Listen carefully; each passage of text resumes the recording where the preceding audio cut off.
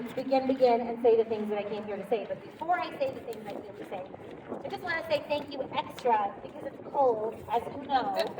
So I want to say, like, well-being above decorum. So if you need to like do this thing or walk around and with consent of your neighbor, lean toward your neighbor after asking and checking if they're your beloved, doing that, like, please take care of yourself. Those of us who can speed talk might do more of that. And we'll just kind of audible to make sure everyone feels as okay as possible, because we want to make sure that everyone who's here is okay while we're here together. Okay, so that was the well-being preamble. Okay, so good afternoon and welcome. My name is Lisa Gen, and I'm the chair of the Immigration Justice Committee of NYCD 1615 Indivisible. My parents and I came here from Moscow in 1990 through a program for resettling refugees from the former Soviet Union. And I want to extend my special gratitude to all those here who work with our refugee communities for the incredible work that you do. Thank you all so much for coming, for being here with us today to stand up for dignity and humanity. Thank you for joining us to affirm our country's promise of refuge and welcome, and to oppose dehumanization and the collective punishment of asylum seekers, of all people of Afghan origin, and of so many immigrants from around the world who come here in search of a better life, and who make our communities immeasurably better and stronger with their contributions. I want to start by reading some of the most famous words ever written about the promise of refuge on our shores, the promise of America as a safe harbor. This is The New Colossus by Emma Lazarus, written in 1883, 1 year after the passage of the Chinese Exclusion Act, and engraved on a bronze plaque inside Lady Liberty's pedestal in 1903. Not like the brazen giant of Greek fame, with conquering limbs astride from land to land, here at our sea-washed sunset gates she'll stand, a mighty woman with a torch, whose flame is the imprisoned lightning and her name, Mother of Exiles. From her beacon hand flows worldwide welcome, her mild eyes command, the air-bridged murmur that twin cities frame. Keep ancient lands your storied palm, cries she, with silent lips. Give me your tired, your poor, your huddled masses yearning to breathe free. The wretched refuse of your teeming shore. Send these, the homeless tempest-tossed to me. I lift my lamp beside the golden door. Nice. Right on. Yes, that is the promise. That is the promise. And we're here continuing to keep that torch lit in every generation, and this is our turn. We're showing up for that. We're here because the gulf between this promise of America and the reality of this moment for so many refugees, asylum seekers, and immigrants is too immense for us to ignore. Instead, we are choosing to stand up for our values and to do it together.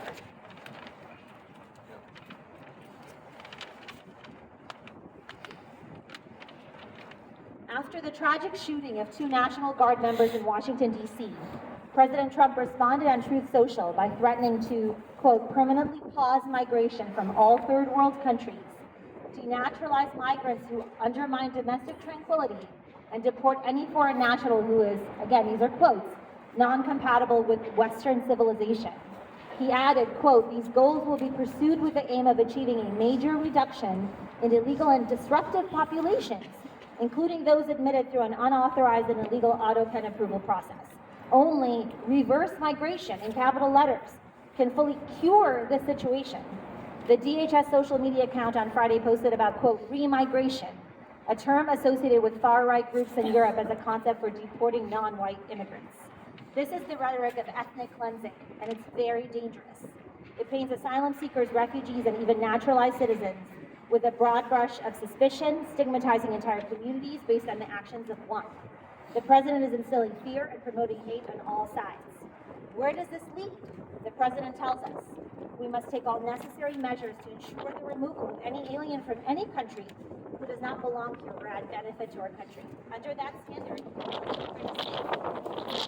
white South Africans. The rollout of policies to implement this agenda of collective punishment and retribution was so swift, it looked like a plan in search of a provocation. There are several key changes that I wanted to talk about at a very high level of generality, but even they are too detailed for the cold. So I want to urge everyone who wants to hear Lisa, a lawyer, a trained lawyer, to talk about them with still too much detail to talk to me later. I will actually talk to them about them with like one sentence each. They paused all asylum cases, okay? All of them. An indefinite pause on both pending and newly filed applications. In 2024, they granted 100,000 asylum cases. They paused the whole system. Part one. Part two, the State Department paused the issuance of visas for individuals traveling in Afghan passports, upending so many people's lives. They initiated a review of all green cards issued to individuals from 19 countries deemed, quote, of concern, including Afghanistan. It's unimaginable. People who have lived here for decades, legal permanent residents. Now all of a sudden their status is under review and they can't sleep at night. The last thing I want to talk about is the so-called Monday massacre at the immigration court in Foley Square, right here in New York City. 8 judges out of 42 were summarily fired. That brings it to about 100 out of 700 immigration judges countrywide, sending a clear message that judges should be afraid and they should not impart impartial justice in our immigration system. In this way, in less than a week, a horrific shooting by one man, which should unify us in grief and in trying to figure out what happened, has been weaponized by our president to demonize tens of thousands of former allies who risked their lives assisting Americans in Afghanistan. And from there to vilify almost all other groups of non-white refugees. And from there to upend so much of our legal immigration system. The president's hate-mongering spreads fear among our Afghan friends and among all immigrants, deeply pains their American former comrades in arms, and undercuts American belief in its values and in itself. America, though imperfect, was once the hope of the world. Now the world hopes America saves itself. No one else can do it. It's up to us. This is where we say yes. Yeah. We're gonna do it. This is the rousing kind of last paragraph. The truly rousing part is at the very end. Okay. So I invite, this is my invitation, all of my fellow Americans to join us. Each day is a new opportunity to recognize that a line has been crossed, a line of morality, a line of human decency. To recognize that this president's sweeping cruelty toward our allies, our refugee and immigrant communities, can't be reconciled with our values. That the America he tries to rule unchecked by his decree isn't the country we want to leave our children, or the one we ourselves can feel proud to call home. This is another opportunity to recognize that a country in which one man can upend hundreds of thousands of lives overnight as an act of collective punishment while firing judges to instill a climate of fear and compliance isn't one in which any of us can breathe freely. Amen. That's right. Okay, so that's the beginning, and we're going to launch into our program. So I'm going to invite next Eileen O'Connor, who's going to share with us some remarks from our Congressman George Latimer. Thank you, Eileen. Lisa says it. Hi, George Latimer, sorry, he can't be here. He's still in Washington, D.C., so he asked me to read this for him. It says, it is clear to me that the policies of the Trump administration against immigrants, asylum seekers, attacking all Afghan refugees because one of them committed an evil act, insulting all Somalis and others, has as its root cause one thing: racism. His policies stem from the utter unwillingness to see past a person's exterior or their ethnicity and an inability to judge the individual by the content of their own character. America exists in a multicultural world. It can only lead the democracies of the world when it embraces that reality in a multicultural world. Trump will never change. He will never accept people regardless of their heritage. He will never see them as brothers. They will always be the others. We need new leadership in America, in Congress, and in the White House to change these policies, returning America to its stated core principles and to end the pandering to the anger and the resentment of the few and return to working with all of us. Amen. Amen. Thank you, everyone. Many thanks to our Congressman George Latimer for sending those remarks of support. Next, I'm going to invite Reed Bonadonna to share some remarks in support. He's a Marine Corps veteran, and we're very lucky to hear his perspective today. And he has assured me he does not need the mic.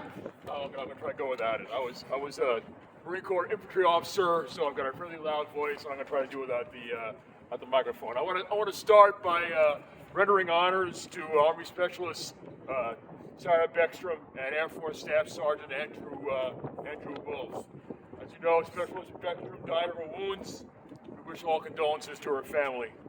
And a complete recovery to the staff sergeant, who I think is still in critical condition. I hope they both rate Purple Hearts. I think that's the least we can do. This terrible crime is being used as a pretext by the administration for even greater persecution of immigrants. In fact, I have a strong suspicion, I have a nasty, suspicious nature, that the current administration, in its recklessness and callousness, was planning on an act of violence to give them the cause to treat all immigrants as criminals. This is an injustice and an insult to the millions of immigrants who live here, holding jobs, raising families, and the great majority of them behaving with remarkable restraint in the face of terrible injustice. That's right. Many Middle Eastern immigrants in particular served our country as translators and combatants in their home countries. And some have come from that experience with the same trauma experienced by other veterans. Needing help, they are less likely to get because of their immigrant status. If we imprison and deport the people who have served our arms at great risk to themselves, who will want to work with us? We rely on indigenous forces for a variety of skills and functions wherever our armed forces deploy over the seas. Immigrants also, historically, serve in the armed forces in greater numbers than those who are born here. But their dedication to service is being undermined as we speak. The wounding and death of American service members in Washington does not call for us to block immigration. What it does is to highlight the administration's extraordinary, obtuse willingness to violate both American law and the international law of armed conflict. American lives are being hazarded without purpose, and military force used in excess of the normal restraints placed on it by civilized countries. The call by veterans in Congress for service members to disobey illegal orders, and we who have served know how difficult that can be, should be taken up by all in elected positions, all community leaders, all concerned citizens. A service member who refuses to obey an illegal order, who resigns in protest, or makes public her objections to some morally dubious practice is going to need our support. Yes. No less our immigrant and refugee population who are being harassed, detained, and summarily deported without cause or due process. So I will say, fall in! We have a job to do. I thank you for your attention. Thank you, Reed. Thank you so much. Before we go to the next planned part of our program, I'm going to ask my friend Eileen to come up here for a second to give a special shout out. Thank you, Eileen. I just wanted to recognize 3 county legislators that are here today. We've got Jewel Thompson, Nancy Barr, and Erica Pierce. Right? Thank you so much for joining us and standing with us today. We're so grateful. Okay, and next I'm going to invite Ted Berger up here to help us lead this next segment. Ted is the co-founder of Open Arms for Refugees and has jumped into co-planning this and making this happen with a vigor and a passion that I could not have possibly expected, for which I'm incredibly grateful, and I'm honored to see this unfold. I know what's happening, but I'm so grateful that we're all going to witness it. Thank you, Ted. Thank you, Lisa, and thank you for your powerful words. I want to invite several people to come up, because what we're going to do is hear from people who've actually worked with refugees and asylum seekers, and let them tell the stories of people who are afraid to be here now.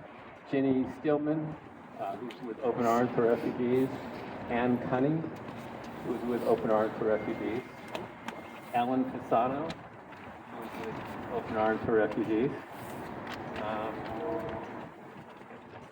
Sister Mary Headley, who is with Dominic Sisters of Hope, and Sister Rosemarie Malazzo with Maryknoll Sisters of St. Dominic. Open Arms for Refugees is a resettlement organization which helps a community-sponsored organization that helps people resettle in the community, get jobs, and actually become parts of the community. I mentioned Ian Frank actually right after Ellen, if you'll come in, Frank. But Frank Gerson is a founder and a vice president of Neighbors for Refugees, a wonderful organization like ours, like Open Arms. Frank actually helped us organize Open Arms. He lent us his 501c3 application, and whenever we have a problem we don't know what to do about, we call his partner Jamel Wilson and say, what do we do here? And the sisters who are here, they are both from absolutely wonderful organizations. Their places are places of peace. They are people of peace. They have both been wonderfully open about helping our refugees when they needed temporary housing, when they needed language partners, when they needed a space to do anything. And they have been wonderful partners in this work. I also want to bring up, I don't think I see, well, Paula Ocero is here with our common beliefs. And Ola is also a volunteer with Open Arms for Refugees, and her group does a wonderful job trying to bridge the gap between Judeo-Christian faiths. So we thank her for that. And lastly, I'd like to bring up Andrea DeGeorge. Andrea is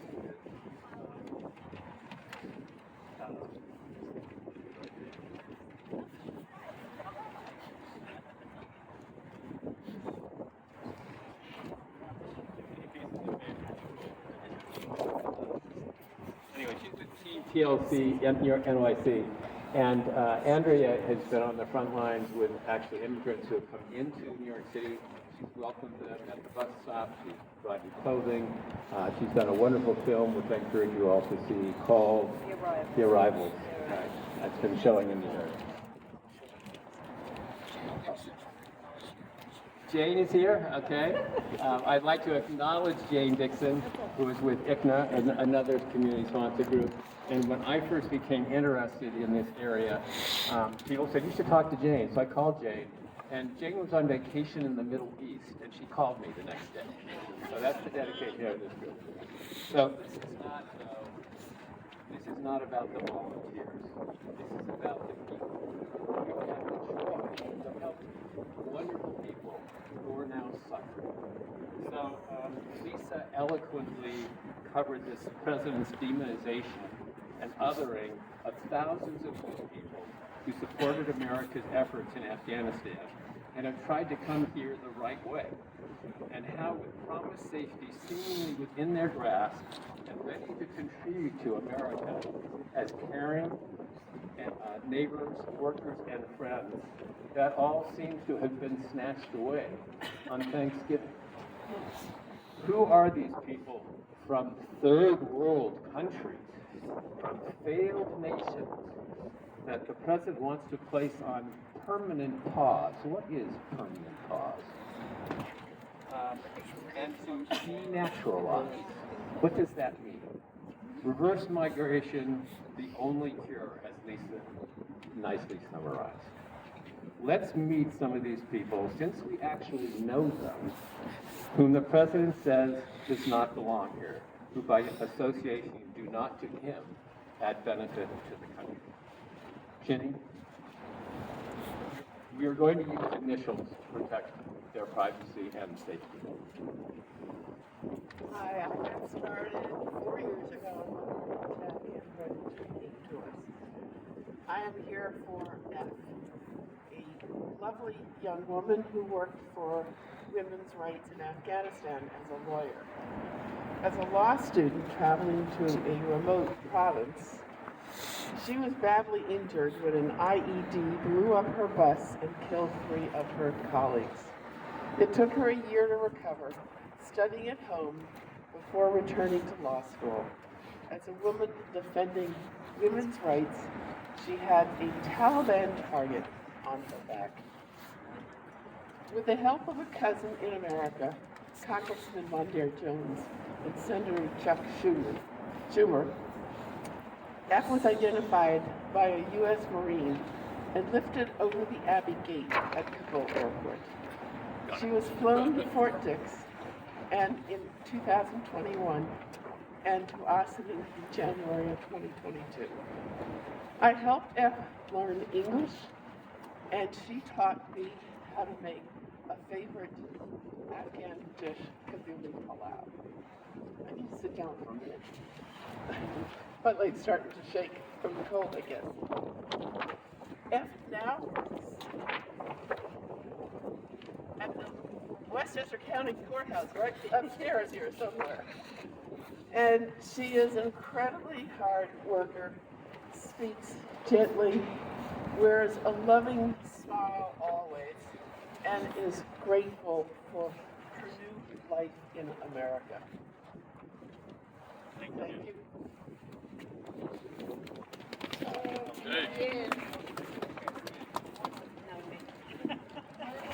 Hi, I'm here to speak for Ann.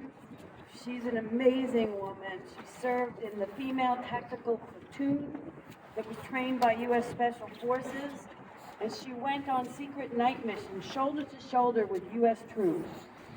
When they came to a building and were told there are no Taliban here, only women and children, she and her comrades in the FTP cleared the building. Sometimes the Taliban lied. Ann now works for a law firm in White Plains while also studying to be a paralegal. Along with a U.S. group called Sisters in Service, she also loyally advocated for her comrades in arms left behind, repeatedly traveling to Washington to appeal to members of the Senate, House, and the armed services. All but 3 female tactical platoon patrol members have gotten out. She also volunteers with Open Arms for Refugees, helping other newcomers. She is a kind soul with a strong heart. And we are a country where being a humanitarian is as important today as it ever was. And we should want her to be an American, but at this point she's still waiting for her green card. Thank you, Ellen. And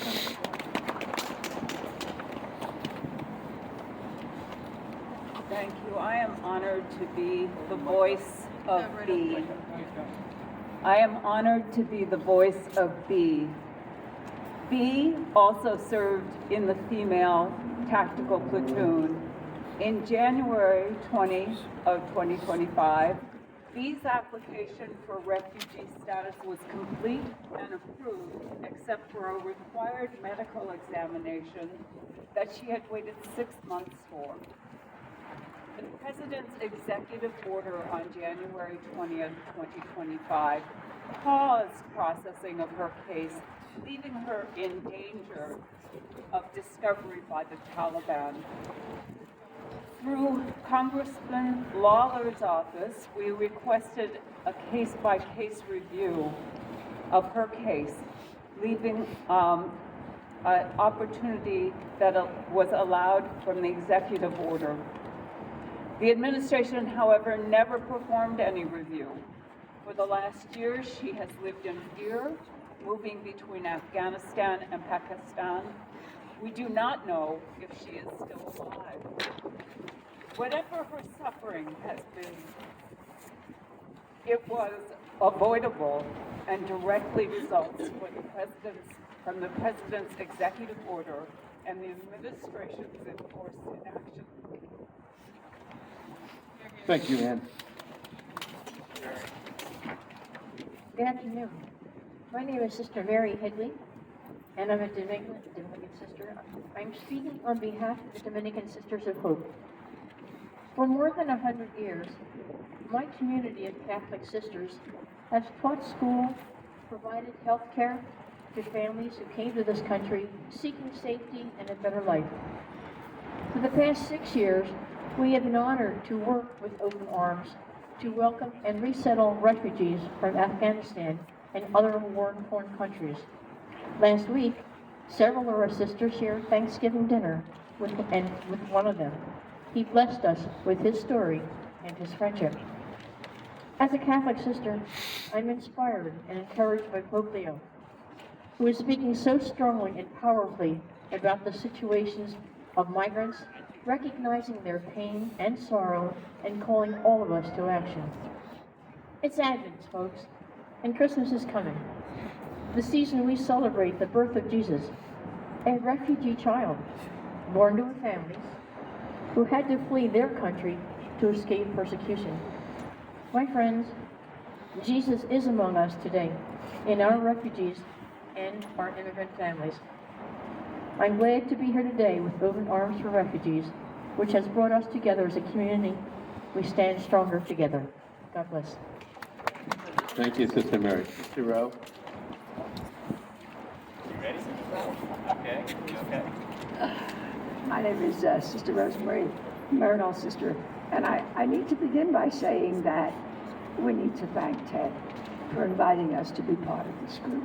Thanks. So we are privileged to be able to share in any activities that happen. I'm here to speak on behalf of Mrs. B. She told me when she was arriving, it took 4 days. She had 2 little children with her husband and she, 4 days to cross the Darien Gap. 4 days with 2 little children. And then she came, met this wondrous group, was settled, and I met her through English classes. Her children were enrolled in school, so they helped her with her English. And I just need to say that once she learned English, she immediately said, it's time to pay back. And so she's now working in a nursing home for Catholic sisters, nearby nursing home. And I have to tell you, the sisters absolutely adore her. She comes in and she'll take them to the rosary and say, oh, you'll be praying too, because they have beads as well. And then she talks about, it's time to eat, now we go. No, yeah, we're going today. And she gets them all there. They just love her. And they miss her when she's not there. So we just give thanks for me. We give thanks to Open Arms. Help me give thanks. And I'm proud to be part of this whole. And we shall overcome. Amen. Thank you, Sister Rose. Frank? Hi, I'm Frank Pearson from Neighbors for Refugees. Just hold on. Sure. Sorry about that. Yeah, I'm here for H and his families that are stuck in Pakistan. Just like the one before us, H actually came here, got to Brazil, walked from Brazil all the way through Panama, the Darien Gap, came to Mexico, and is now living here. His father, mother, sister, and 2 brothers with their families fled to Pakistan after the fall of Kabul. Once there, they completed the painstaking process of getting visas to come to the U.S., and were all set to leave in early January, but their approved tickets were canceled by the presidential order on January 20th. The order said it was a pause in processing refugees, so they hoped for the best. But the pause was never lifted, and now the president talks of a permanent pause. 11 months later, they are still in limbo. With the U.S. refusing to take any more Afghan refugees, Pakistan is deporting them back to Afghanistan. The family now lives in fear of being deported. Given the work the father and the sons did, a return to Afghanistan surely means prison for them. When they knew they were leaving Pakistan back in January, they sold everything they could, but that money is now run out. Today, since they cannot work, they are surviving on money sent to them from friends here in the U.S. They can't go anywhere else, no other country will take them. So they despair that they will be stuck in Pakistan for a long time to come. To make a horrific situation even worse, H, the refugee is here now, is now worried that he may be deported by the U.S. government as he waits for his asylum application to be approved. Thank you, Frank. Pastor Todd. Hello, my name is Todd Farnsworth. I'm the pastor of the Friar Congregational Church, and I'm here for the L family from the Donetsk region of Ukraine. When Russia invaded Ukraine, their apartment building was bombed. They spent a few days huddled in the basement rubble of their apartment building before escaping through a humanitarian route to Poland. Mom, 15-year-old son, and baby were interrogated by Russian soldiers, threatened and harassed before being reunited with Dad in Poland. The family arrived in New York in December of 2022, and within 2 weeks, Dad was working as an auto mechanic and the 15-year-old was enrolled in school. Since then, Dad has started his own business. His baby is in pre-K. Mom is working as an Uber driver, and the teenager has found a passion for music and computers. The family has nothing to go back to. Their community was totally destroyed and is now occupied by Russia. Their passports are Ukrainian. There is no safe way for them to return home. I pray that our leaders will end these cruel policies and make so many people who are vulnerable even more.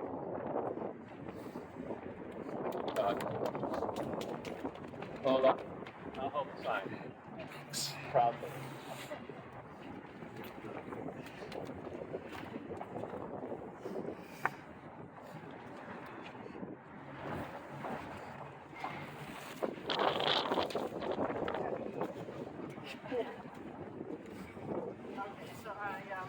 I want to tell a story about F. He was a radio communications officer and was trained by the U.S. Army to train the Afghan Army. He could have left Afghanistan in 2021, but was very attached to his family. However, recently he was compelled to leave Afghanistan after getting his SIV because he was threatened by the Taliban. And also his father was threatened by the Taliban. These gloves are supposed to work, but they're not. He misses his family of 11 siblings and his parents tremendously. He is now waiting, but not sure if he will receive his green card. He hopes to be able to bring his parents here as he's worried about their safety. Now he feels like he's in limbo. He's such a terrific young man, similar age as my two sons. I feel like I have a third son now. As my younger son will be moving to Chicago, he got a great job and I will miss him so much. I can only imagine how much F's mother misses him. He tells me she calls him twice a day, every day.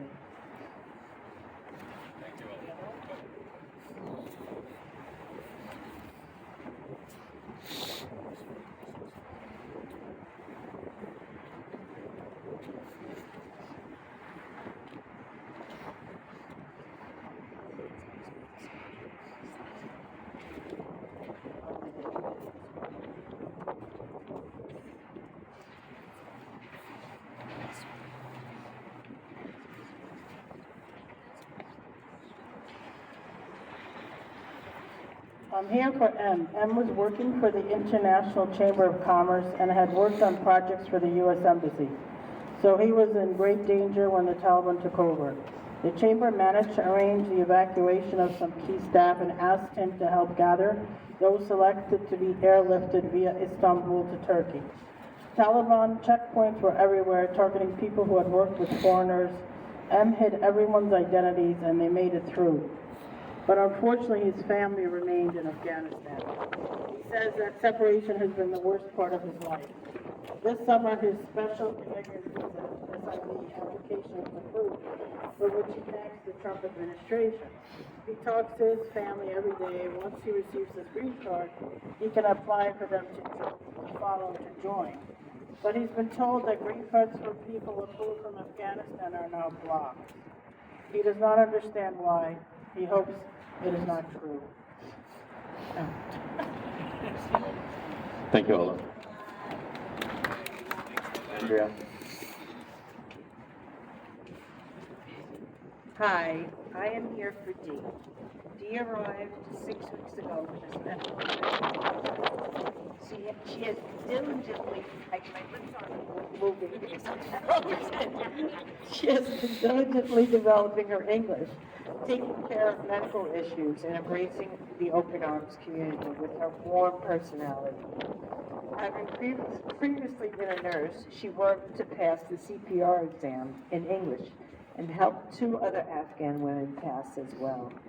She has found a good job because of Ted.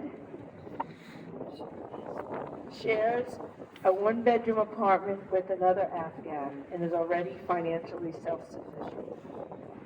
She and an Afghan man were on a bus Saturday when a voice behind them criticized their accents and their foreign appearance. They moved to the front of the bus and the voice grew louder. They elected to get off the bus 3 stops early.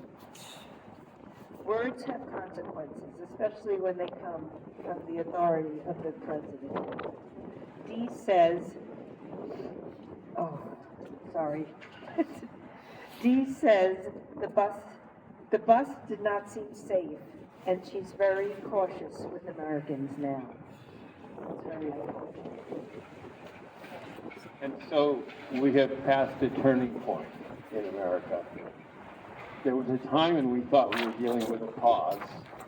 We were optimistic that it was something different, that things would change and you would be elected. And now we find we are faced with a permanent pause.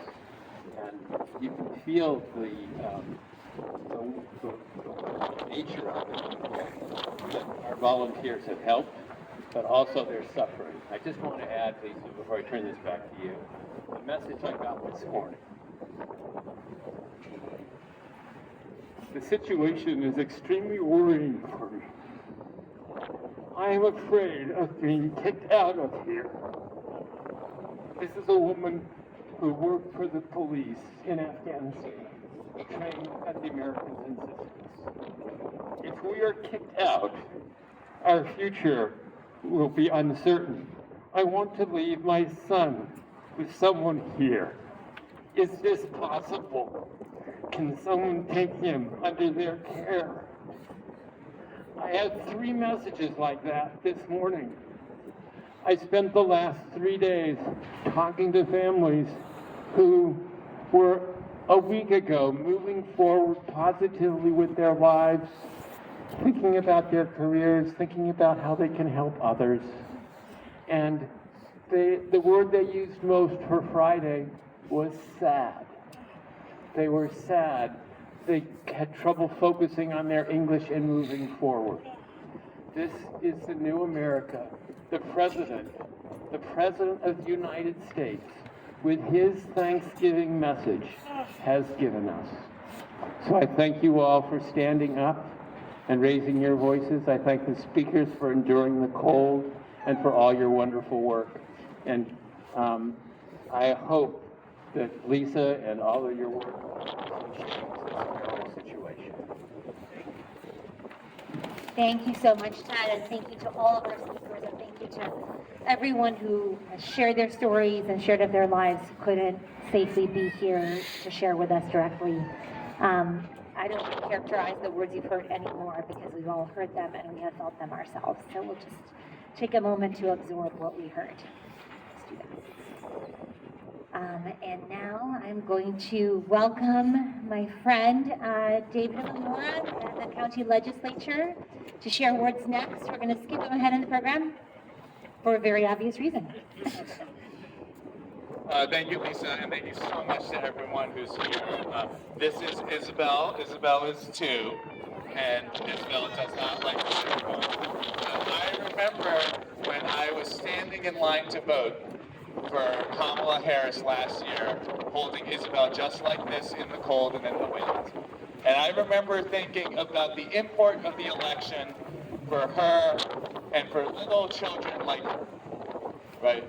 And knowing that America faced a choice, and that the next day I could either say to my daughter that America has broken the last and greatest glass ceiling and elected a woman president of the United States, or America has chosen a path where you will have fewer rights than your grandmother did, and that little children like you will be victims in a war, in a xenophobic war against people who don't like you, who look like you.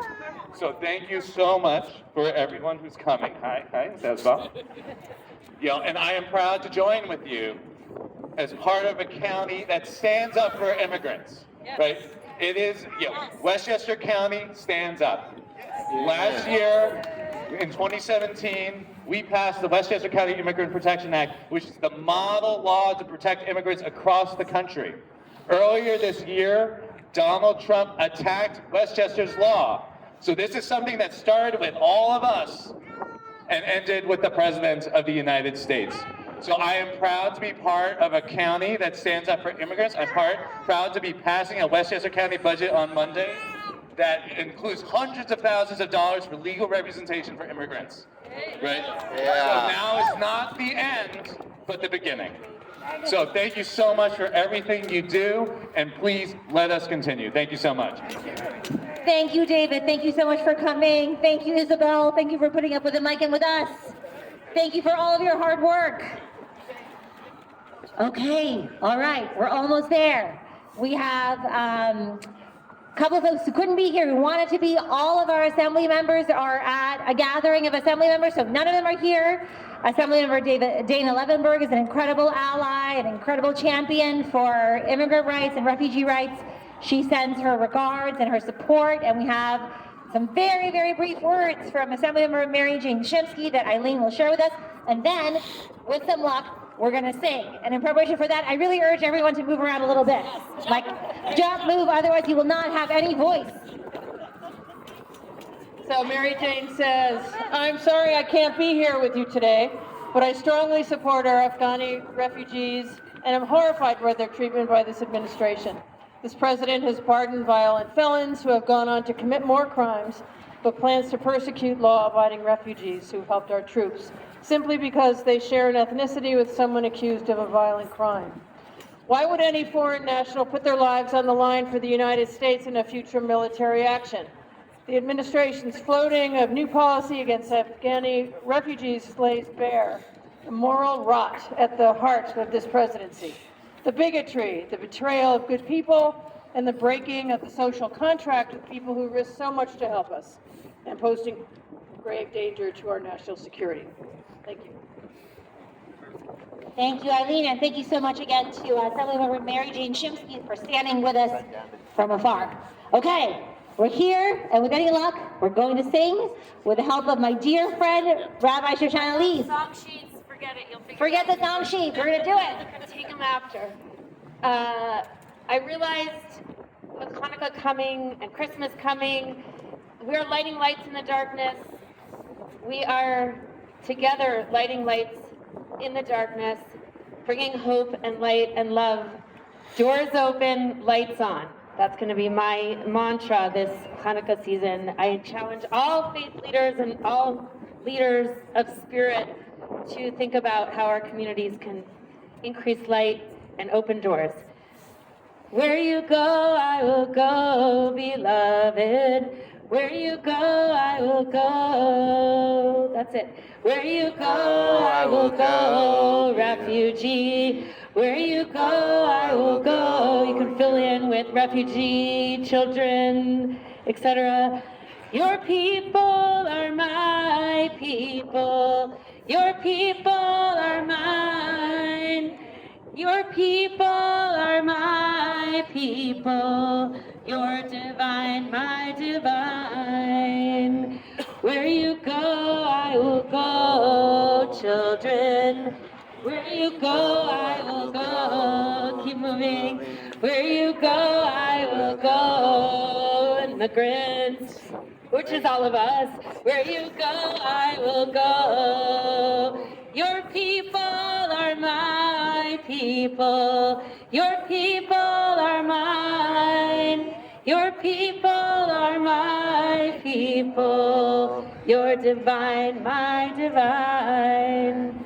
Doors open, lights on. Let's do this, America. Okay. Thank you, Lisa. Thank you, Rabbi Shoshana. Okay, and thank you all. All right, now we come to the part of... Shoshana Jedwab. The words are from Book of Ruth. Shoshana Jedwab is the writer. Okay.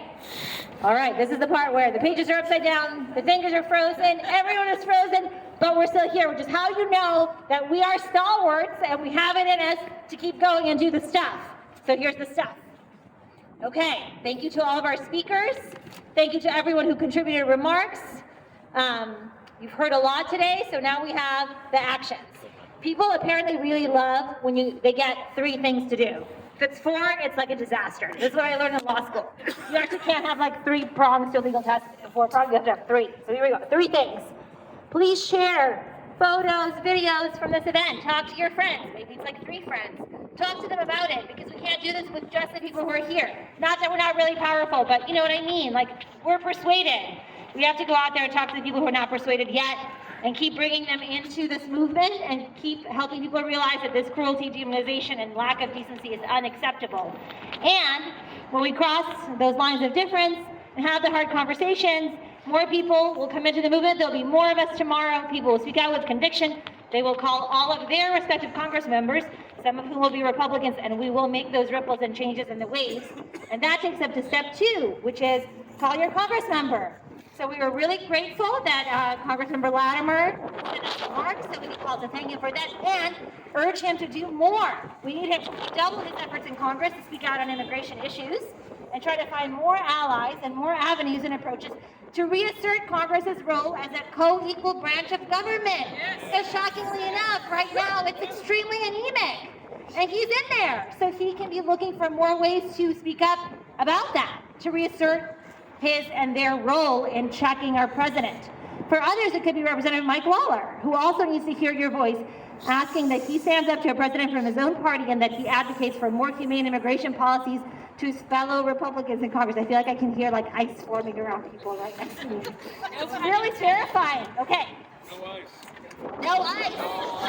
Yes, no ice on this plaza or in this state or anywhere. Okay. As hard as things are, we're surrounded by many, many helpers and fighters. So, very briefly, help all the amazing organizations you heard about. It's so cold, but if you have 30 more seconds, talk to someone that you heard speak today, find out about the organization, how you can get involved and help financially or help with your time or in any other way. That's a very short summary of more words. Okay, other types of fighters are lawyers. I used to practice as a lawyer, so a little bit biased that we're not all terrible. One of the things that lawyers do is protect the rule of law, which is so important. So, you know, lawyers who are doing that, say thank you, because they're also really, really tired. And some particularly amazing lawyers are Tish James, who does phenomenal work for immigrant rights and all other rights, and also Neighbors Lane, protecting the immigrants in our own community. So those are some great lawyers to thank so that we can all stay strong together. So, Tish James, our Attorney General, who leads on a national level in protecting immigrant rights and the civil rights and other liberties for all people. Okay, that is the end. Now we can skip away and not freeze. Who knows where the nearest hot chocolate is? Right around the corner. Oh, very importantly, sorry. Also, hot things, but also Leslie over there has a QR code, and it's super important. It is for a petition to pass New York for All, which is a top legislative priority in New York State to protect our immigrant neighbors, to prevent pollution with the aforementioned evil, terrible thing that is ICE. So please scan it. It will send a message to Governor Hochul and Carl Hastie and Senator Stuart Cousins, urging them to pass New York for All. We need it on day 1 of this coming legislature. So please scan it, sign it, send it. Thank you so much for the reminder. Howard, we got this. Got it.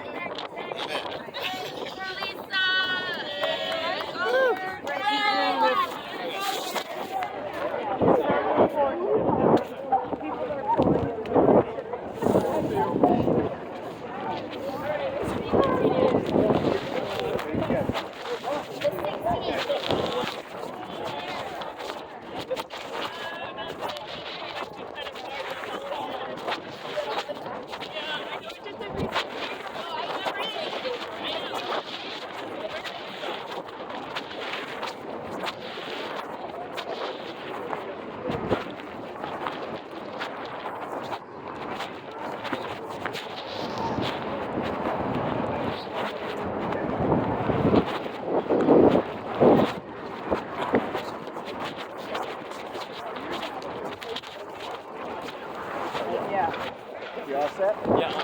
Thank you so much, Josh. You're welcome. That's really good. And I'll send that stuff.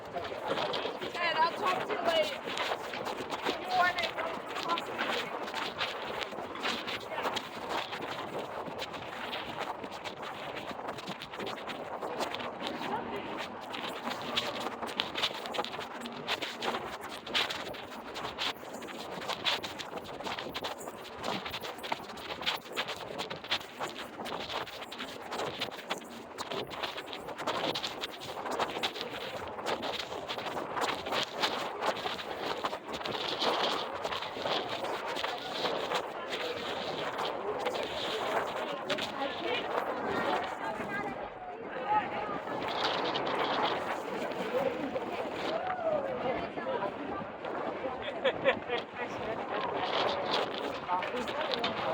go. You know what?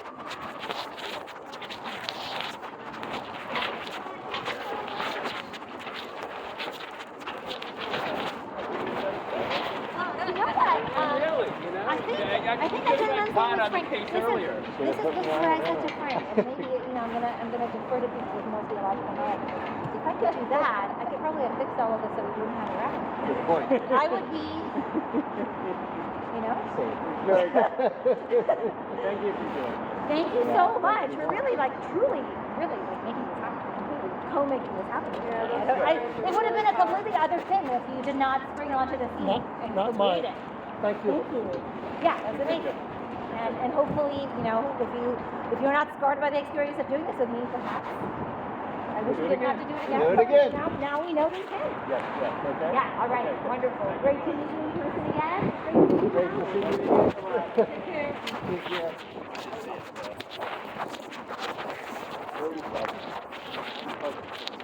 Oh, okay.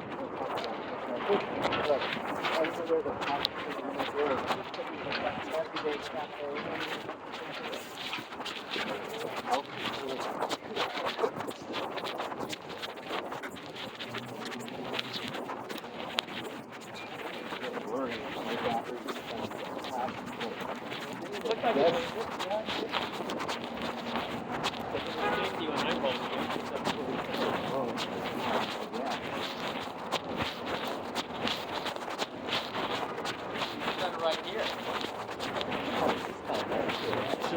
There's a good spot for it. Of course, they had authorization. Oh, is that what they want? Yeah. Lisa was very good about making sure the people inside the building knew we were doing it. And when outside of that, you can't do it. Yeah, I got it.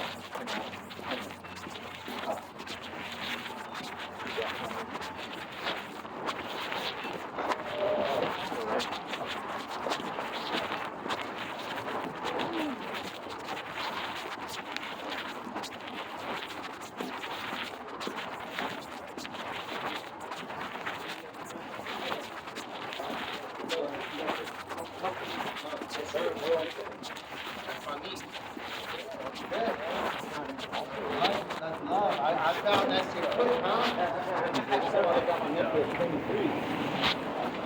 I'm telling you, sometimes it's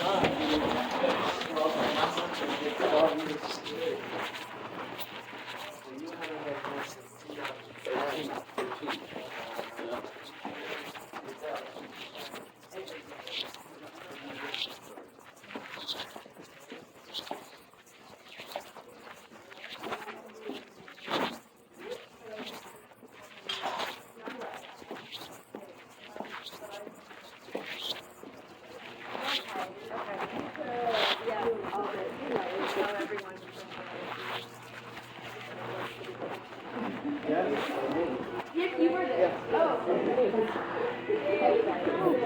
What do you want? More.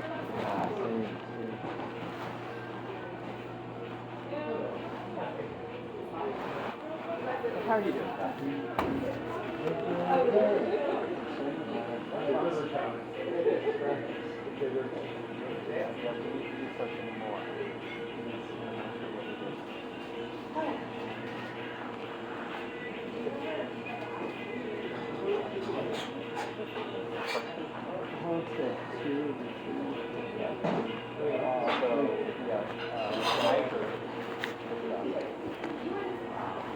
Not strong.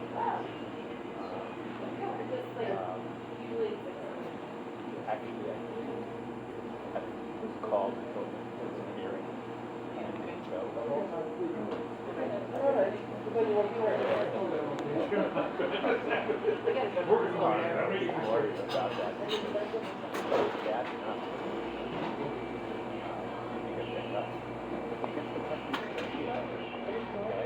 If you don't show up, they pick you up. You go. So there's a way you can do that. So,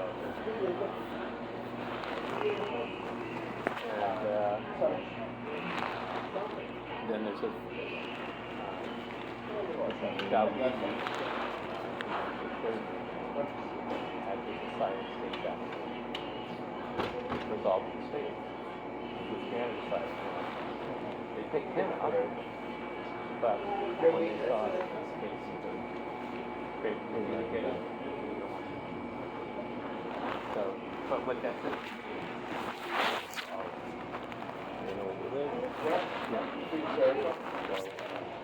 we have relocated them all.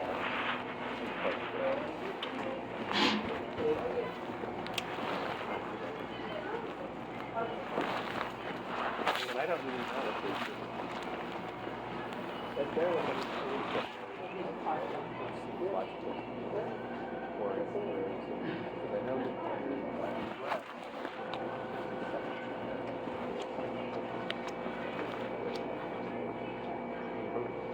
the weather was party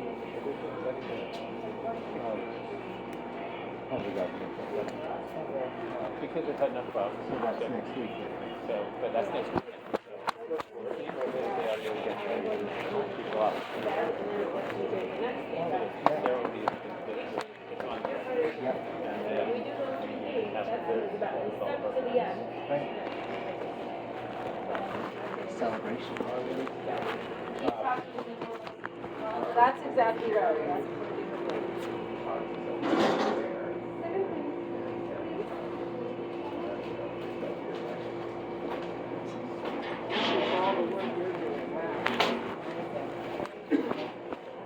I'll say it's been a tough week. Boy. Maybe you're at a tipping point, I don't know.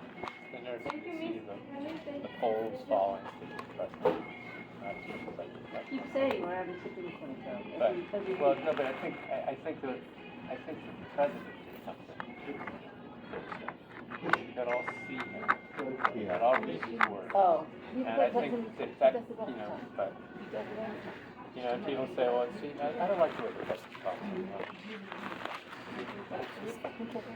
That's all I have to say. Yeah. All right, goodbye. Good. How are you? Bye. I'm good. But, are there mocha lattes? The hot mocha lattes? Have mocha, small, medium, large? What one is? It's always like 12 ounce. 12 ounces. Yeah. I'll have the same since my friend is buying. Yeah, I'm buying, and would you like to split up the blueberry stone with me? Sure, that'd be great. And a blueberry stone. There's one or two? Just what? No, just This one. One. We're watching our weight. And the regular milk for mocha? Regular milk? Yeah. yeah, that's fine. 1751 is the code. You can come on this one. How are you, Nicola?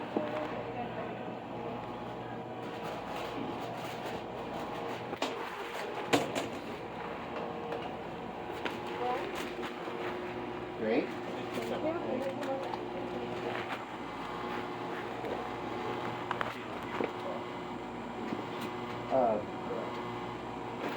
Well, I'm still there.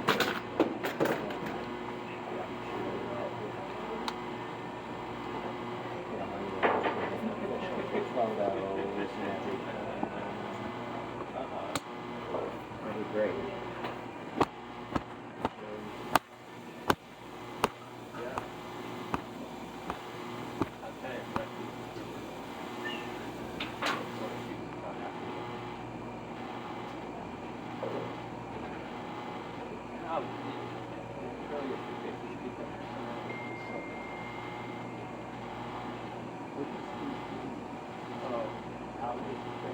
So he's working in I just stopped warehouse. And actually several people that speak about that. But look,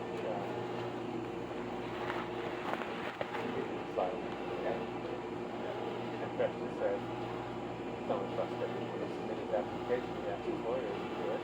But yes, no. And Fresh